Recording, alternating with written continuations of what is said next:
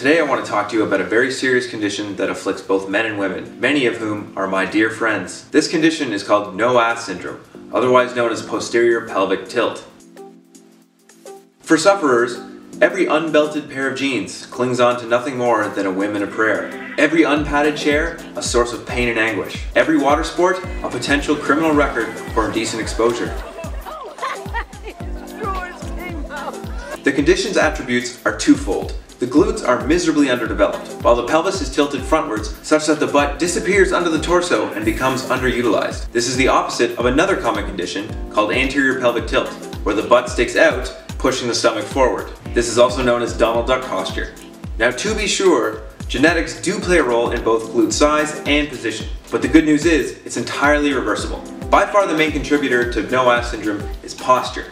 Specifically, swayback posture. This posture is common among waitresses and bartenders or anyone who has to carry around weight most of the day while standing. They end up shooting their hips forward while leaning back. The other main contributors are stomach sleeping and slouching back in your chair. So stop that.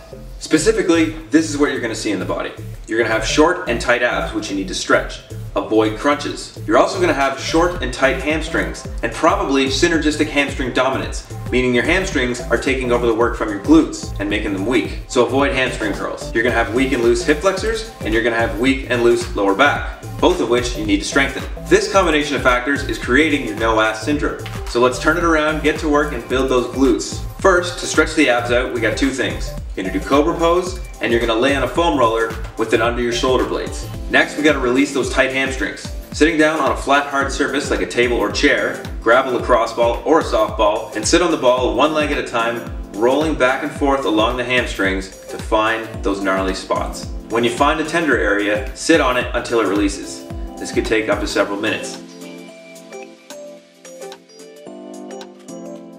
Next, we're going to strengthen the lower back and the glutes at the same time with Romanian deadlifts. RDLs are great for getting two birds stoned at once. Not only does it strengthen the low back, glutes, and erectors, but it also stretches those tight hamstrings, improving your flexibility over time. Make sure you're keeping your back arched and your butt pushed back. Do not flex the spine. Finally, once you've fixed all the wonkiness in your hips, creating your lack of ass, it's time to start targeting those glutes. First with glute bridges. Make sure you're feeling them in the butt and not the hamstring. If you're feeling them in the hamstring, that means you need to sit on that lacrosse and softball again until you've down-regulated those muscles enough. Once you're feeling your glutes work on those bridges, I got two exercises for you. Rope cable pull-throughs for high reps for size. And for glute strength, we're going to do low reps of hip thrusters. Remember, not only does no ass syndrome suck to look at, it sucks to live with, leading to low back pain and weird posture. So treat that booty right. You only got one. Like and subscribe, you bums.